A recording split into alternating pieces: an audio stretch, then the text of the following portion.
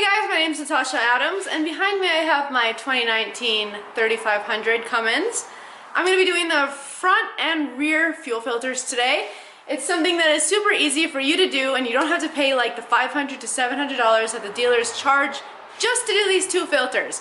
So if I can do it, you can do it. Let's get started. First, I'll show you the two filters that I have. This one is for the front, this one is for the rear. The way that you can tell which one is for which, the rear has this on the bottom of it, whereas the front one does not, and it's a bit of an oval shaped as well. So there's differences. The O-rings are probably the same, but yeah, these are the filters I'm going to be replacing today. So the rear filter is located under the truck. It's right by the gas tank. It is right there. Center screen, easy access. Thank you, Ram. So the first thing I'm going to do, I'm going to get under the truck. I have a little plastic bag that's, I think I have an idea of how I'm going to catch some of this fluid. If you don't like diesel on your hands, I would recommend you wearing gloves, and if this trick works, then do this trick that I'm about to do. But yeah, it's pretty easy. You don't need that many tools to do this. Now I have everything kind of concealed in its own little bag. That way, it's not that big of a mess. Ooh, this filter is black. This is not what you want your filter to look like at all. Jeez. Jeez, it is filthy. Ah! So much for no mess. Why did I do that? Anyway, I'm just astonished. There's so much dirt.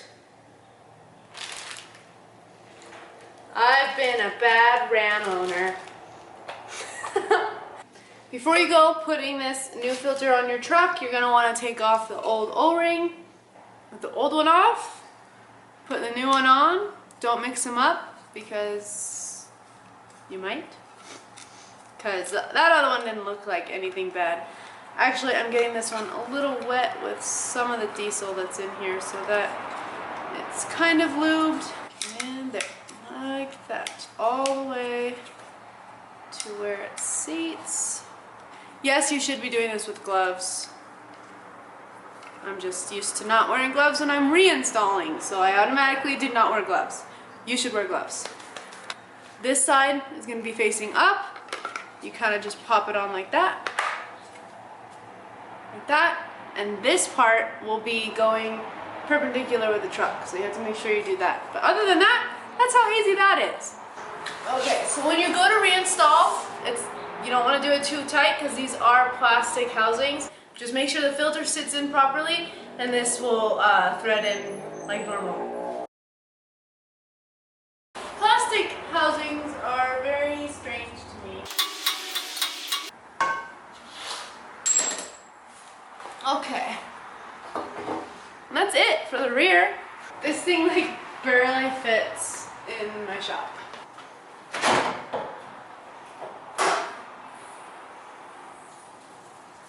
Okay. I think the filter is on this side. I need a ladder. My ladder is already on this side, so if it is, oh, yep, found it. It's over here. So on the driver's side of this truck, the filter is right there, which is right there, which isn't too bad. So it's gonna be the same thing as just taking off that cap, pulling the filter out, replacing the O-ring, and putting that filter back in. Okay, so I have the ratchet on there, but it's kind of hard to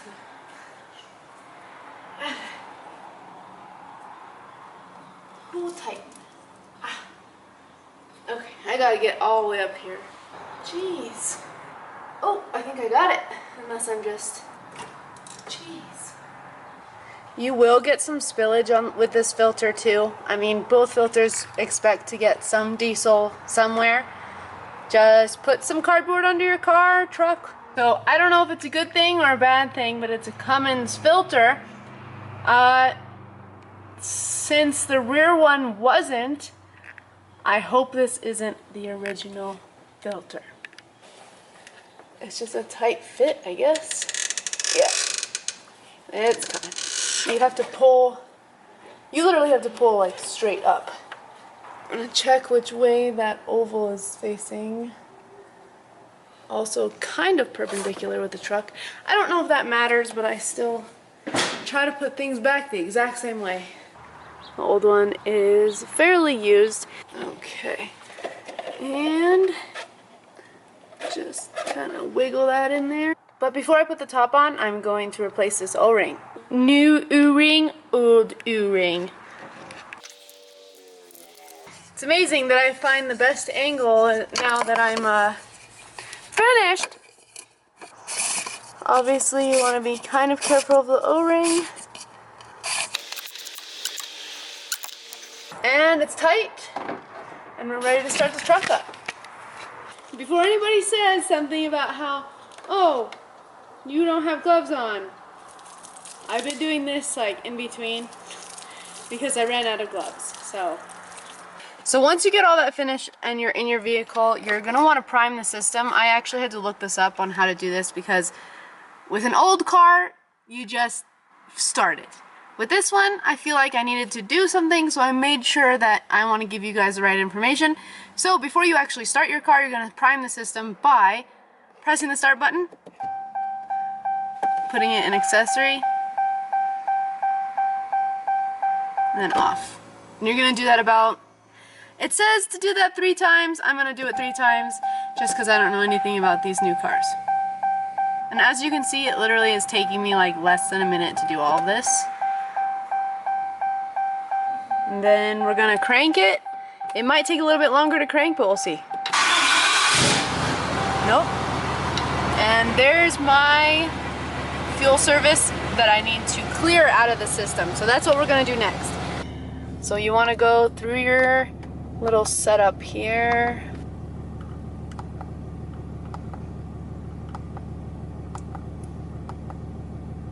Fuel filter life. Here it is. I found it. How did I get there? I have no idea. Okay. So we're gonna do what it says. Hold that arrow to reset, which is, you can't see it here, but it's this arrow. And then when it asks you to confirm, which hopefully you can see, yes, you want to confirm yes.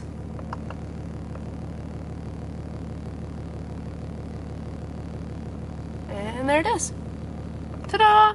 Done. Easy peasy. Let's back out of the garage before we die. So after you finish all that, it's real, as you can see, it's really easy. Double check for leaks underneath and under the hood, and you should be good. These engines are amazing, and I'm so happy with this truck. Thank you guys for watching, and I appreciate you all.